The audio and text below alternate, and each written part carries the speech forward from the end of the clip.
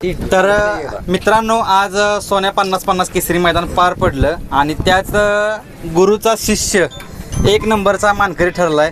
आपल्यासोबत मामा आहेत. मामा, आज आपला सर्वांचा लाडका बकासूर एक नंबरचा मानकरी झालाय, काय सांगाल? बोला मामा.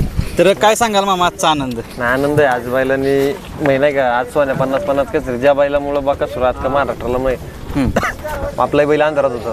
आता प्रत्येक मुलाखतीमध्ये आपण सांगतो त्या बैलामुळे आपण उजेडात आलतो, त्या बैलामुळे आज बैल इथे आपला आणि त्याच बैलाच्या नावाचा किताब आज आपल्याला भेटला. आनंद वाटलेला आहे. मामा, कालच तुम्ही आला इथे गोट्यावरती आणि सोन्याच्या शेजारी बकासूर मांडलेला एक जुन्या आठवणी पण जागे झाले या जोडीच्या. नाही, त्या गाडीचं आता पण बैल जवळ आलता ना बाक्याच्या तिथं फाटीमध्ये, तर वेगळे त्या गाडीची एक वेगळी क्रेज होती. ती गाडी कोण विसरू शकत नाही. मला तर वाटतं बैलगाड्या क्षेत्रात किती पण जाऊ दे, किती बी पिढ्या जाऊ दे, ती गाडी नाही विसरू शकत. कारण गाडीला पळायची काळ करून गाजून ठेवला त्या गाडीने. हीच फाटी मागच्या वर्षी गटाला पराभव झाला होता. मामा चाच होता, गटाला पराभव झाला होता आपला, पण आज करून दिलं बैलाने. मामा, बैल पळतो पण साथ पण दिली पाहिजे दुसऱ्या नंदीने. आणि आज कार्तिक त्याचं कौतुक खूप केलं पाहिजे, कारण तो पळाला. बकासूरच्या काळात पळणं म्हणजे आता बघता तुम्ही, कसं वाटतंय? कार्तिक बद्दल काय सांगाल? नाही, वासरू एकदम चांगलं पळालं. वासराने साथ दिली म्हणून आज आपल्याला सक्सेस झालं. नाही तर वासरा सकाळी बरेच जण म्हणले की नाही एवढा स्पीड लागला गाठाला, असं तसं नाही का. पण वासराने बैलांनी करून दाखवलं, दोन्ही बैल पळाली म्हणून एक नंबर झाला.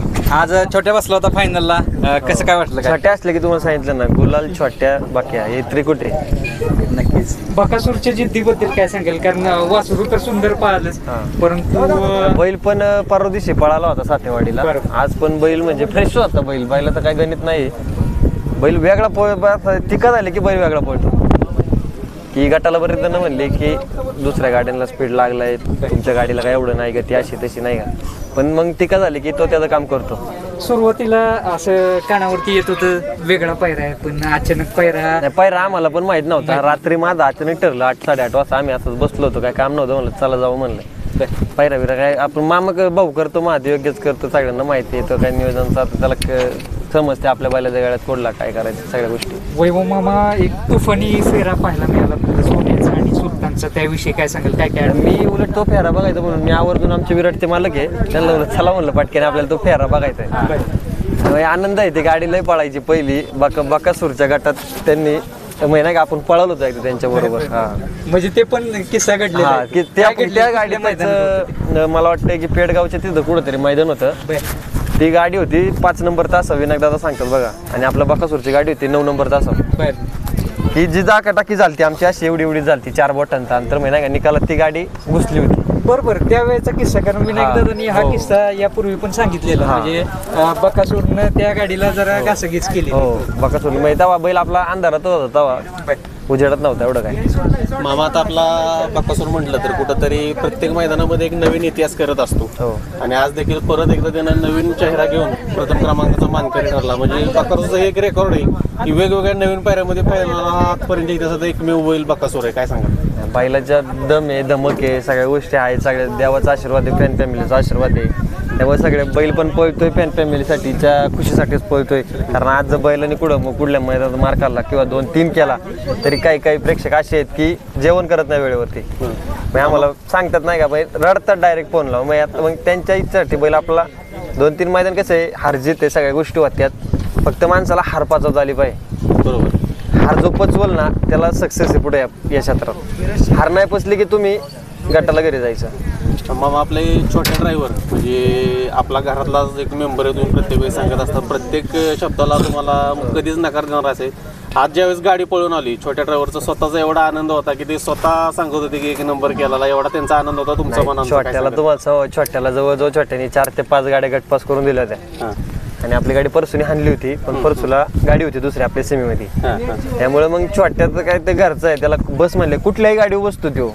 त्याला असंच नाही की बकासूरच पाहिजे, तो म्हणला विराटच्या गाडीवर पण बसतो. मग एक विश्वास आहे त्याच्यावरती, त्याचा पण आपलं जीव आहे. आणि तो त्या नावासाठी, तो फक्त त्या नावासाठी येतो, आपल्यासाठी नाही.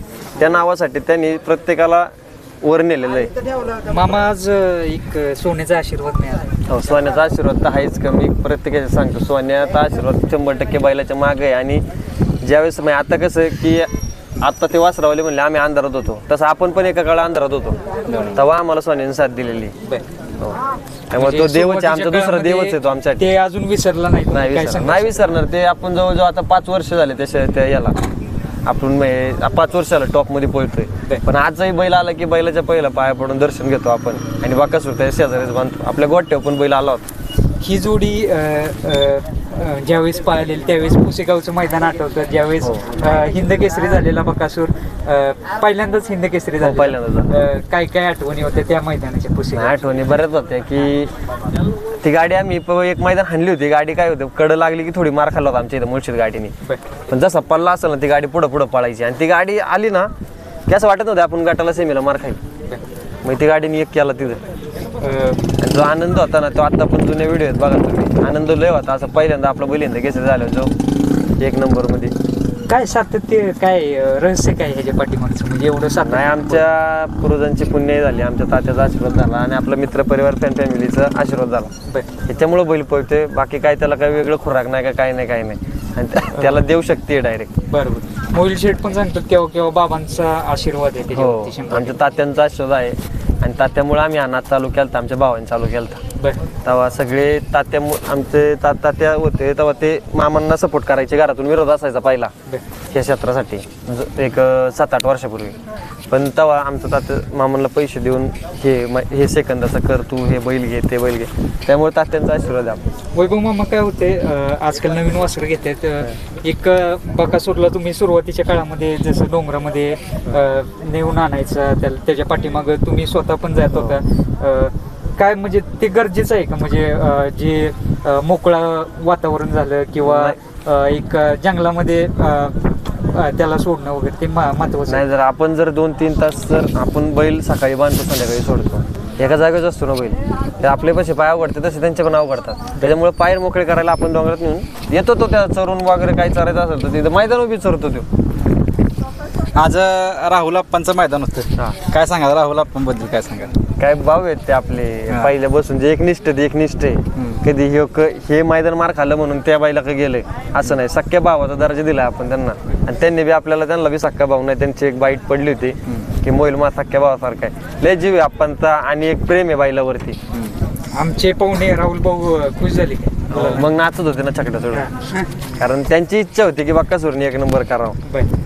मामा आता कुठंतरी प्रशांत ड्रायव्हर असतील, ते पण तुमचे शब्द कधी पाडत नाही, त्यांचं पण तेवढं सहकार्य असतं. प्रशांत ड्रायव्हर विषय काय सांगा? नाही, कसं होतं माहिती आहे का, हे क्षेत्रात सगळे जपायला लागतात आणि त्यांनी आपल्याला पहिला बसताना सांगितलं असं की मामांना की मामा मला ती एक गाडी आहे, ती जर आली तर मी बसणार नाही किंवा नाही का. सगळ्यांचं समजून घेतलं पाहिजे. त्या दिवशी छोट्याचं पण ती सर्जाच्या गाडी जाऊन बसलं छोट्या. या क्षेत्रात आपण कोणावर नाराज नसतो. सगळे आपले परशा झाले, छोटे आले, चाचे झाले आमचे. वैभव मामा शेवटचा प्रश्न विचारतो. हारजीत चालूच असते, पण अपयश काय शिकवतं? अपयश शिकवतं की पुढच्या मैदानात आपण कसं नियोजन करायचं, आपला बैल कुठं कमी पडतोय, काय झालंय, सगळ्या गोष्टी विचार करून पुढच्या मैदानात तयारी केली की 1 नंबर फिक्स होतो. नियोजनाचे मास्टर माइंड संतोष मामा काय म्हणतात? ते खरंच मास्टर माइंड आहे ते. आम्हाला पण त्याचं गणित कळलं नाही, कधी कुठून कसले वासरू शोधून आणतो. आज तर भाई आम्हाला पण सकाळी घाटाला तेव्हा मोहिल स्वतः म्हणला की माझ्या गाड्यात आलं की मला मागच्या वर्षीचं मैदान आठवलं की एक बारीक वासरू होतं बकासूरच्या गाड्यात. तसंच यावेळेस होतंय काय, पण नाही, वासरू पळालं, वासरून जिद्दीने पळालं वासरू. आणि ज्या वेळेस गुलाल घेतो संपूर्ण टीम खुश असते, चैतन्यमय वातावरण असतं, त्याविषयी काय सांग? नाही, सगळे बघा आम्ही तिकडून आहे ना, तुम्हाला पहिली गोष्ट सांगतो, मोहिल सोबत 2 ते 3 पोरं असतात. पण ही 7 घाटावली पोरं, ते आमचं ते सुरत झाली, येत झाली, सगळी बाकीचे ती बकासूरची टी-शर्ट घालून असतात. ती टीम आवर्जून स्वतः 2 व्हीलरवरती उठून येते. त्यांचं पण नाही का मनापासून आभार आहे की आमच्या इकडून काय होतं 2-3 जण आम्ही बैला बरोबर असतो कंटिन्यू. बाकीला पण संघर्ष कळतो त्यांना. हा, संघर्ष कळतो, कारण एवढं आज फॅमिली कंट्रोलमध्ये ठेवायची असते, बैलाला कुठल्याही प्रकारचा त्रास होऊ नये म्हणून. नक्कीच मामा, आज 1 नंबरचा मानकरी ठरला आपला एकादशम हिंद केसरी बकासूर. अजून नक्कीच महाराष्ट्र केसरी मैदान आहे, त्यात पण पुढे नक्कीच 1 नंबर करेल हीच तुम्हाला शुभेच्छा करतो. धन्यवाद. दिसणार आहे? हो, दिसणार 100%. आणि शितोळे नगरला नाही, ते काय एवढं माहिती आहे, मामांनीच केला. धन्यवाद. धन्यवाद.